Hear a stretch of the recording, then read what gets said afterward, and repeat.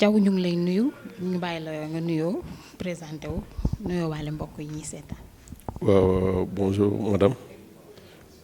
man maay Alla Thiaw secrétaire général lu IEF Thiaroye ñoo ngi leen di nuyu di leen sant ci lii ngeen di def ak ñun tey ndaxte dinañu permettre ñun en tant que Thiaroye comme IEF ñu gën a mën a wane sunu bopp ci li nga xam ci moom lañ nekk nii ci reprise bi nga xam ni moom la ñuy préparé jërëjëf. waaw monsieur Alla ginnaaw bi nga xamee ne nuyoo nga nag ñu bàyyi la rek nga defal ñu présentation IEF Thiaroye. waaw IEF Thiaroye moom IEF mooy inspection de l'éducation et de la formation dafa nekk inspection boo xam ni ci arrondissement Thiaroye la bokk bi mu bokkee ci arrondissement Thiaroye itam mu tëddee ci 5 communes mooy commune Thiaroye Gare commune Thiaroye-sur-Mer commune Tivaouane Diacksao commune Diamaguène Sicap Mbao ak commune Mbao léegi nag communes yooyu ñun suñ bopp aussi dañ koo dagg ci luñ tuddee district et boobu 6 districts lay doon 6 districts yi nag aussi Thiaroye Gare la toujours Tivaouane Diacksao Thiaroye-sur-Mer Diamaguène Sicap Mbao mais Mbao moom dañ koo def ñaari district mu doon Mbao 1 moom mooy bu fekkee da ngay dem Tëngéej moom mooy lay féete sa loxo càmmoñ Mbao 2 bu fekkee da ngay dem Tëngéej moom moo lay féete sa loxo ndeyjoor donc IEF Thiaroye noonu la tëddee. ok léegi nag muy li nga xamante ne mooy ñu ngi wax ne le 2 élèves yi dañoo war a dellu si li nga xamante ne mooy classe yi muy élèves yi nga xamante ne dañoo nekk classe d'examen muy ñiy def BFEM ak ñiy def bac yan dispositif ngeen jël par rapport à ça pour élèves yi mën a delluwaat si seeni si classe yi sans problème ak aussi nan ngeen di dalalee xelu ñi nga xamante ne ñooy parents yi ak ñi nga xamante ne tam ñooy enseignants yi yan dispositif ngeen jël. waaw ñun dispositif yi ñu jël ñoo ngi ko commencé depuis le 14 mars bi nga xamante ne arrêté nañ cours yi ci loolu teel nañoo xamal enseignants yi ne leen lii nii xam nañ xel ne école dina tijjiwaat kon boog ñun buñ toog rek croiser suñuy bras nañ jéem a def le tout ba njàng mi ñu continuer ko mais suñ koy continuer tam en ligne lañ koy continuer si lañ dajale directeur yëpp dajale principaux yëpp def ak ñoom ay réunion mais réunion yi ñu doon def ak ñoom du réunion yoo xam ni ku ci nekk da ngay ñëw déedéet mais ku ci nekk da ngay connecté ñu jox la ligne bi nga war a duggee ñun ku nekk teg sa vidéo ñuy waxtaan réunion yu mel noonu presque liñ ci def war naa mat ay ak fukk ak juróom daanaka parce que fu ci nekk def nañ ko ci biñ ko defee ba pare ñu ne directeurs yi ak chef d'établissement yi mooy principaux yi nañ ubbi ay groupe WhatsApp pour classe bu nekk léegi nag bu boobaa tam aussi classe bu nekk dinañ ko jox exercice yi mu war a def jox ko leçon yi nga xam ni moom la defoon ba pare nan lay def pour dàbbaliwaat ko loolu bi ñu ko defee aussi seetlu nañ ne réussir nañ ko parce que école yu bëri def nañ ko léegi nag fi mu nekk nii dañoo nekk daanaka si njobaxtal gi moom mooy ubbite le 2 bi ubbite le 2 bi tam aussi ñun liñ ci def comme disposition d'abord moom mooy waxtaanaat ak suñ directeurs yi ak suñ principaux yi wax leen ñoom ñu waxtaan ak seen enseignants am na ay protocole sanitaire yoo xam ni ministère de la santé daf ko indi woon ñun loolu ñu jël ko teg kook ñoom waxtaan ceeg ñoom tekkil leen ko ba mu leer naññ ci li nga xam ni moom la ñu war a def pour réussir le tour le 2 bi biñ ko defee ba pare nag aussi tenir nañ benn CDD Pikine tenir nañ tam benn CLD fii nii ci arrondissement Thiaroye yooyu yëpp biñ ko teniree ba pare lépp loo xam ni à Thiaroye soxla nañ ko ci dispositif boo xam ni moom la ñuy tijjee mu di masque mu di lave-mains mu di thermoflash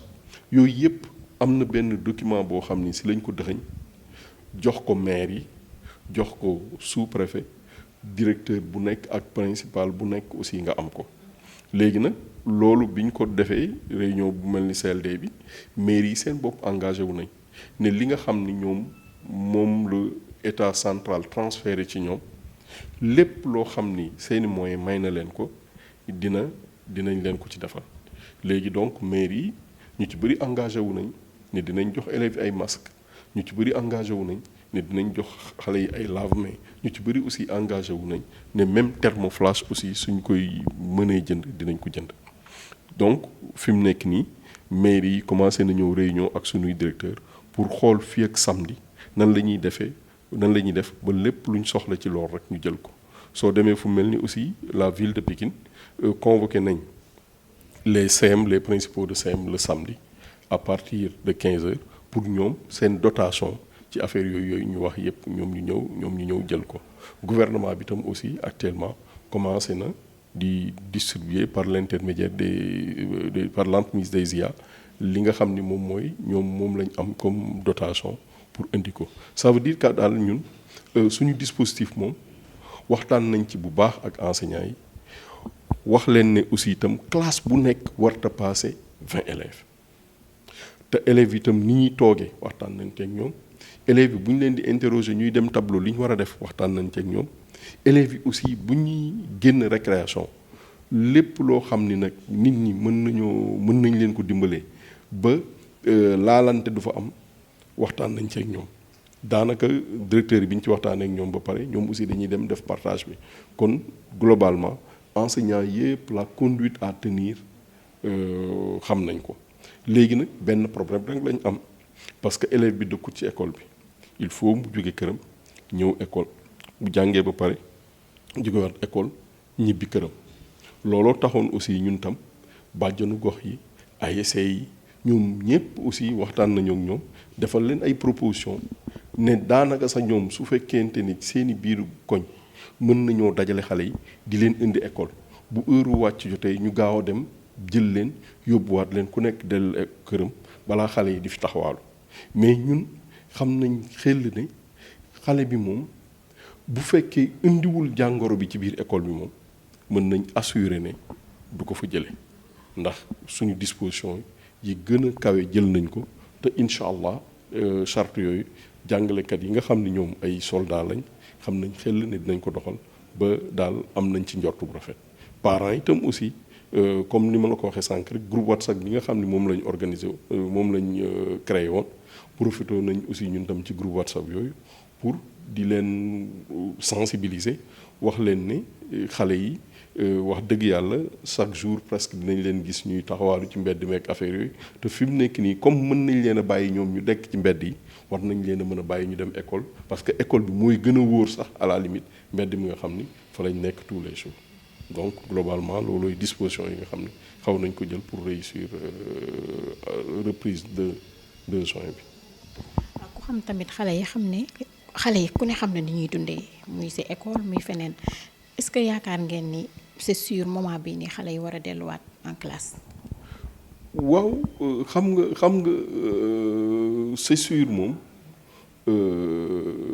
sécurité à 100% moom amul parce que toujours dama koy wax. nee naa coronavirus moom du affaire set kese parce que dégg nga ñoo xam ni xam nga xel na ñii set nañ am nañ ay moyens te mën na leen a dal léegi nag ñun xale bi ni muy dunde biir këram noonu lañ koy essayer def le tout ba accueillir ko école ba léegi nag ñun kër yi maîtriser wuñ leen bu baax mën naa am xale boo xam ni xëy na jàngoro bi mën na ko jëlee feneen indi ko ci école bi et bu boobaa tam aussi dañuy jàpp ne ni mu ko mënoon a wàllee këram xëy na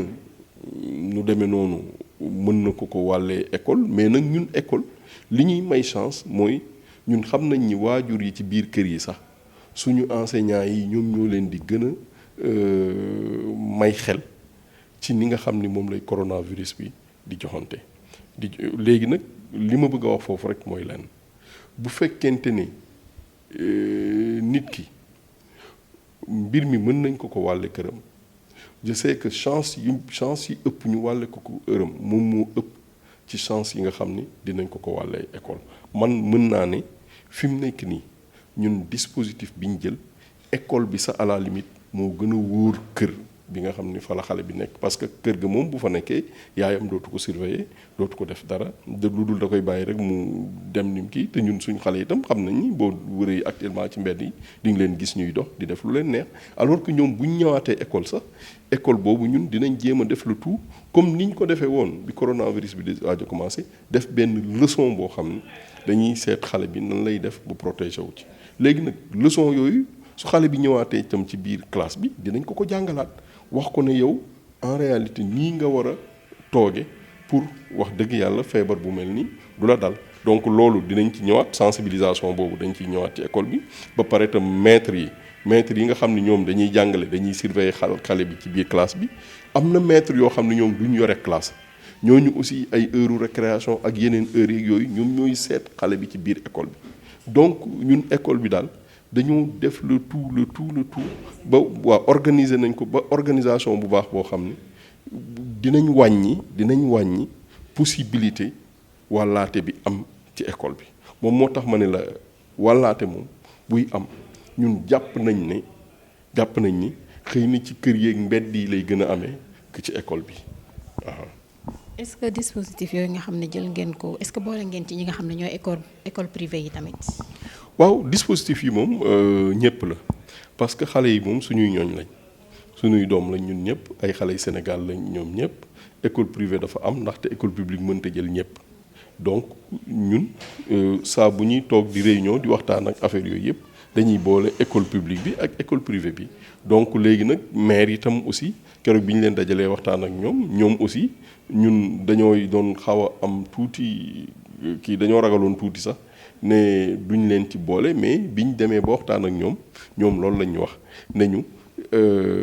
coronavirus xamul public xamul privé maire xamul public xamul privé ñëpp ay élèves am lañ ñëpp ay doomam lañ donc lépp loo xam ne dañ ko ci war a def dañ koy boole public bi boole ko privé bi. privé nag xëy na am na foo xam ne moom mooy ëpp tuuti chance que public bi mooy xëy na dinañ am tuuti moyen yoo xam ne ñoom dinañ mën a jënd yeneen affaires yi en charge mais quand même jàppal ne daal privé bi dinañ yëkkati jox ko comme ni ñuy yëkkatee incha allah di jox public bi. monsieur Thiaw ni mu amee xale yi nga xam ne ñu ngi doon suivre noonu la amee tamit xale yi si ëpp mën naa ne majeure partie bi ñoo xam ne daanaka jànguñu woon yaa ko wax sànq am na xale yu bëri da ngay di gis ci mbedd bi ñuy taxawaalu di dem ay plage nekk di football et tout ça donc am na si xale yoo xam ne moment bii dañoo désapprendre complètement nan la njàng mi di demee bu ngeen reprendre pour xale yi mën a nekkaat dans le bain. waaw pour xale yi nekkaat dans le bain moom man loolu laay wax rek nee naa ni mécanicien doone métier noonu la tailleur doone métier. noonu la leneen ak leneen doone métier jàngale tam aussi noonu la doone métier booy jàngale am na ay techniques yoo xam ni moom ngay utiliser pour élève bi nga xam ni toog na lu yàgg jàngul nan ngay def ba mun koo xëcc pour mu ñëwaat donc loolu li ñuy wax ay révision ci la bokk li ñuy wax ay remédiation ci la bokk li ñuy wax yooyu donc yooyu yëpp ay techniques la yoo xam ni c'est sûr que suñ jàngalekat yi formé nañ leen ci te ñoom saa bu ñu ñëwee ba jàkkaarloog élèves yi lépp loo xam ne war nañ ko cay def rek dinañ ko ci def mais ñun caaro yi amoon nañ benn chance mooy sunu groupe WhatsApp yi doon na fonctionner bu baax soo demee lu mel ni CM yi sax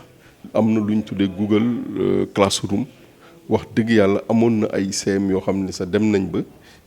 pratiquement 80% des élèves inscriroon nañ leen ba commencé ñoom tam di def cours donc li nga wax question bu am importance la ndax fi mu nekk nii c'est sûr que dinañ am xale yoo xam ni daanaka désapprendre nañ mais nag ñun bu ñu ñëwee dinañ mettre en place benn dispositif de révision boo xam ni boo moytul sax semaine bu njëkk bi ci loolu la ñuy nekk jéem a seet xale yi li nga xam ni soxlawaat nañ ko pour mën a suivre li des bu ko defee ñoom ñu suivre ko dem te am na soxna si lu ma bëgg a wax gis nga léeg-léeg nit ñi ñooy alarmer rek mais ñun xam nañ ni bu fekkee da ngaa jël lu mel ni école yu élémentaire bi avril le 15 avril daan na fekk presque maître yi jore CM2 yëpp ci Caaroy gi jeexal seen programme tàkk bu ko defee mai ak juin yëpp révision lañ ko doon def te ñun aussi dem nañ ba seet quantum horaire bi ñuy bàyyi te quantum bu baaxoon la seet nañ seen progression seet nañ ni aussi progression yu baax la ça veut dire que donc ñoom bu ñu retourné école fi mu nekk nii ci ay révision yu dëgër rek la ñuy nekk bu ko defee ay 2 3 4 5 leçons yi leen dese incha allah ñu def ko suñ ko defee ba pare continuer seen révision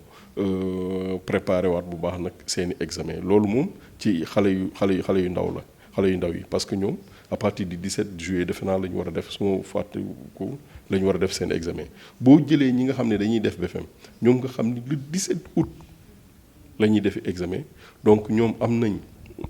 juin am nañ juillet ba août presque ñoom fii ak ñetti weer ñoo ngi waat fii te progressé woon nañ donc ça veut dire que sunu yàlla ñoo ngi ñaan yàlla rek yàlla jàppale ñu ba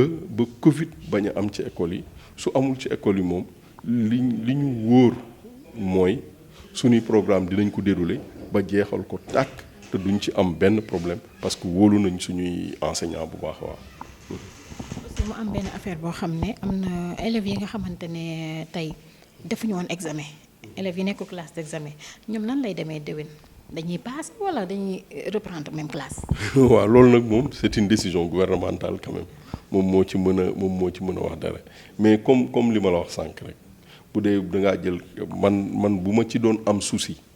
élèves yi def CI rek ñoo ma ciy jaaxal parce que njàngalem Sénégal moom ni mu tëddee moom moo tax yow boo jàngee ba mois de mars rek même bu fekkee continuer woo sax bu ñu la tëbalee classe sax di nga ci mën a génn ndax dafa am li ñu naan classe d'initiation ak classe de consolidation initiation moom mooy li nga soxla ñu commencé da ko xamal consolidation mooy li nga xam ñu gën koo dëgëralal léegi soo jëlee lu mel ni C1 initiation la C2 consolidation CM1 initiation la CM2 consolidation donc soo jëloon programme bi tey jii di ko xool sax ñaari classe yooyu daanaka ñoom ñoo bokk lu ñuy jàng niveau bi day yéeg tuuti rek d'une classe à une autre ce qui veut dire que donc xale yooyu même bu fekkente ne delluwaatuñu classe mais dispositif bi nga xam ni moom lañ mettroon dañ koy continuer moom mooy les groupes WhatsApp là di continuer di fonctionner donc même léegi man ci loolu man de am naa conviction forte boo xam ni xale yooyu ku leen passé loo dinañ mën a passé te duñ am benn problème bu ñu demee classe supérieure loolu moom sama ngëm-ngëm la keneen mën naa bañ a gisee ni man te dinaa ko nangul nag dinaa ko nangul parce que su programme jeexul moom vraiment programme jeexul mais en réalité ñooñu moom te je sais que bu fekkente ni situation bi dafa dem ba continuer nii tam aussi ak loo mën di wax tam aussi buñ passé surtout ñu nekk CI ak ay CM1 yooyu du yàq dara seen jàng parce que am nañu ay maîtres yu xarañ comme ni ma la ko waxee ñoom dinañ seet noo xam ni nan la ñuy def ba rattraper yooyu yëpp parce que maîtres yi à chaque fois nit day jóge C1 du mën a lire dem C2 maître ba ko yore lépp loo xam ni manqué woon na ko ci CI CP ak C1 mu dugalaat ko ci moom bàyyi ko mu jàng continuer ba mën a réussir lii aussi man bëgguma vraiment mu demee noonu su doon suma sago ñoom aussi dañuy reprendre mais je sais que condition de reprise yi moom loo mën di wax tam aussi dina doon loo xam ni lu jafe la et gouvernement bi tam aussi am na ñu leen di xalaatal ñoo xam ni ay inspecteurs lañ comme ñun te ñooñu aussi ñu ñaw xel lañ saa bu ñu demee ñoom ak autorités sanitaires yi ba xam ni vraiment ñooñu mën nañoo tijji man je suis à peu près sûr que gouvernement bi dinañ def le tout ba tijjil ñooñu ñu continuer jàng mais en réalité lu mën a nekk la ñoom fi ñu tolloon ci njàng mi wax dëgg yàlla mën na leen a jox possibilité ñu dem classe supérieure foofu benn classe rek laa ci xaw a am lu may ragal tuuti mooy ñi nga xam ne dañ doon def CI waaw mais ñeneen ñi moom vraiment mën nañ dem classe supérieure. D'accord mais moment bi mën nañu wax ni dispositif yi lépp mat na jël ngeen seeni matuwaay yëpp pour accueillir élèves yi le 2. gis nga fi mu nekk nii man ci école yi laa jóge dañoo demoon jël nañ ñetti oto. te incha allah talaata dinañ jëlaat yeneen ñeenti oto pour wër fépp fu école publique nekk fépp fu école privée nekk dinañ fa dugg tey jii dugg nañ fa seet ba xam enseignants yi nekk nañ sur place biñ demee constaté dañ ne enseignants yi commencé nañu ñibbisi parce que Thiaroye amoon nañ 250 enseignants yoo xam ni dañoo demoon ci région yi ñooñu commencé nañ tout à l'heure di ñu woo sax ne ñu egsi nañ. amoon nañ ay élèves yoo xam ni génnoon nañ dëkk bi ñooñu aussi xaw nañ leen encadrer ba ñoom tam ñoo ngi ñibbi si ndànk-ndànk léegi nag comme ni ma la ko waxee comme depuis départ bi dañ daan réunion ak directeurs yi ak affaire yooyu tey jii aussi ñun ñoo suñu bopp ñun ñoo wàcc ci terrain bi dem seet ne écoles yi enseignants yi nga xam ne ñoo ngi Dakar actuellement ñoo ngi Thiaroye ñëw nañ enseignants yi nga xam ne ñoom ñoo ngi tukki woon ñoom ñoo ngi ñëw bu baax léegi nag ñun bi ñu demee liñ njëkk a contrôler moom mooy emploi du temps yi xam nañ ni directeurs yi ak chef d'établissement yi defar nañ ko ba pare bi ñu ko defaree ba pare commencé nañ ko partager ak enseignants yi ba ku ci nekk xam nga li nga xam ni moom moo la war te di nga ko doxal léegi nag beneen dispositif bi moom mooy dispositif sanitaire bi tam aussi mairie yi commencé nañ di joxe nee nañ ñu démb waa mairie Mbao joxe nañ li ñu war a joxe waa mairie Diamaguène Sicap Mbao tey jii la ñu woote woon réunion mais dinañ ko def suba waa mairie Thiaroye jëloon nañ seen engagement mairie de la ville tout à l'heure woo naa DAS bi nee nañu dès samedi incha allah à 15h les principaux de CEM mën nañ dem jël lépp loo xam ni dafa nekk dispositif pour la santé des élèves ñoom ñu dem jël ko pour mettre ko sur place ce qui veut dire que daal fi mu nekk nii macha allah yàlla bu ci cat dugg mais ñun dans l'inspection de Thiaroye wax dëgg yàlla pare nañ pour démarrer les cours dëgg yàlla. kon loolu moom nekk loo xamante ne lu dal xel la donc est-ce que amu leen ay cas yoo xam ne par exemple famille yi nga xam ne dañ leen a quarantaine xam nga bëri nañ Sénégal tey amu leen ci cas ci élèves yi. bon xam nga nag Covid bi aussi loo mën di wax tam ministère de la santé ak médecins yeeg infirmiers yeeg yooyu ma profité pour féliciter leen pour remercier leen mais dawal nañ professionnalisme ba ñun fi mu nekk nii wax dëgg yàlla ku ko am ak ku ko amut wax dëgg yàlla ñun xamuñu ko parce que aussi ak loo mën di wax tam aussi ñun du suñu métier ñu xam kii la walla kii mais yenn saa yi di nga dégg yoo xam ni dina la xaw a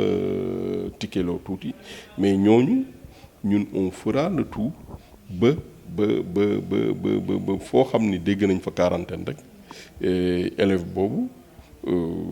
son directeur formé nañ ko ci nan lay mën a waxtaan ak parents élève boobu ba du ñëw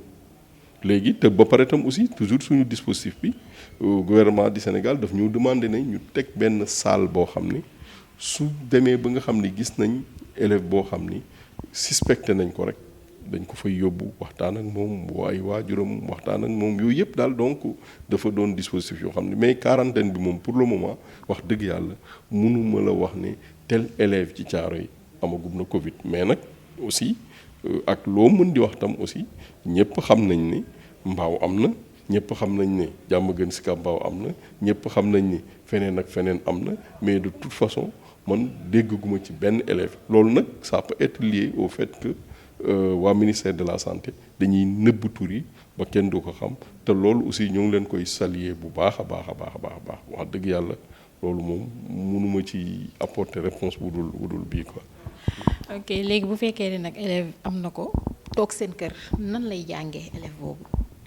waaw loolu moom entre nous dina difficile trop nag quand même loolu moom dina difficile trop parce que ñun tam aussi dans notre dispositif je sais que keroog bi ñu nekkee réunion bi dañoo wax directeurs yi ñu wax maîtres yi ne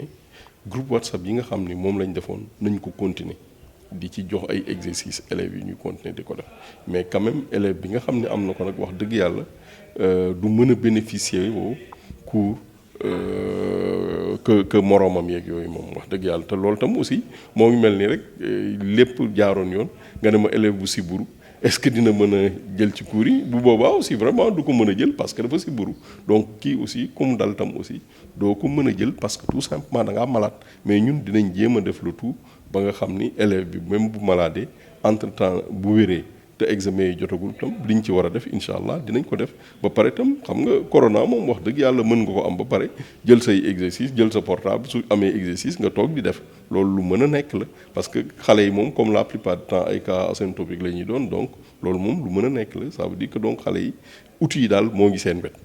leneen li ci des nag moom mooy jàng rek léegi nag jàng moom bu xasee génn école ba rek enseignant bi mënatu ko contrôler quand même enseignant bi mënatu ko contrôler donc il appartient aux parents te parents yi seen bopp aussi sensibiliser nañ leen ci loolu que ñoom aussi bu élève bi jàngee école ba pare bu bu delloo kër ga nañ ko continuer encadrer ba li mu war a jàng mu jàng ko ce qui veut dire que donc élève bu ko amoon tam aussi yàlla bu ko yàlla def mais su amoon tam aussi élève boobu mënul am li kiy ñëw tous les jours di am mais quand même ñun outils yi dinañ ko jox suffisamment pour mu mën ko def wax dëgg yàlla. naa nag egsi nañ ci suñu fin émission ñu bàyyi la rek nga lancé benn appel ban appel ngay lancé tey boo amoon appel booy lancé askan bi lan nga leen di wax. waaw appel bi may lancé mooy mbir mi moom mu ngi fi te sunu doomu Sénégal yi nga xam dañ leen a yóbboon ñu jàngi médecine liñ ñu wax ne moom lañ mën a def ba mu teggee ko fi nañ ko sàmm di ko def di raxas suñuy loxo di takk suñuy masque buñ paree aussi sorante bu loolu paree comme message li may wax moom maa ngi koy wax parents d'élèves yi d'abord que bu leen dara fëkk ba ragal loo leen sama doom ak doomu keneen koo xam ni jàngalekat la incha allah dina dem jàngi kon ñoom aussi bu ñu téye seen doom yi ci kër yi nañ leen bàyyi ñu dem jàngi protection bi nga xam ni moom lañ am ci kër yi lu ko ëpp la leen école bi di offrir di jox kon boog vraiment dañ leen war a bàyyi ñu jàngi xale itam aussi di ma leen di wax rek moom mooy buñ ñëw rek ragal boo xam ni dina tax ba duñ nekk à l'aise ci classe bi mais itam aussi lépp loo xam ni dafa doonoon di tegtal boo xam ni waa Kër Docteur dañ ko defoon tam aussi ñoom tam nañ jéem a def le tout ba loolu tam ñu respecté ko jàpp ne nit nag bu fekkee da ngaa bëgg a dund ci jamono il faut lépp loo xam ne dafa nekk comme obstacle ngay ñëw di ko affronter ba yàlla may la ci ndam comme ni ko sëñ Mountakha waxee rek dañoo bind nit bind corona te yàlla nit la gën a bëgg ci corona donc corona nit dafa war a jug jàmmarloog moom lépp lu mu ci mën nag mu def ko ba yàlla teggil ñu ko yàlla mi nga xam ne moom ko fi indi teggil ñu ko fi mais bu fekkente ne aussi dañoo bëgg a toog nag croiser suñuy bras ne duñ def dara ndax corona rek duñ jëm ci kanam il faut ñu góorgóorlu ba jéem a def lu tout li nga xam ne moom mooy suñu cër ci jamono ñu doxal ko face nag ci corona boobu di doon rek loo xam ni dafay mel ni dama naan oui monsieur le président de la république fi ñu woo incha allah nañ fa dem ak yow ba yàlla jàppale ñu ba mbir mi mu teggil ñu ko Sénégal teggil ko ñëpp quoi di leen ñaanal yéen aussi que seen liggéey yàlla na gën a barkeel parce que lii dina jox visibilité IEF bi parents yi ko déglu tam aussi je sais que suñ ko dégloo ba pare dinañ rassuré wu et loolu tam aussi soxla nañ ko ci quoi jërëjëf.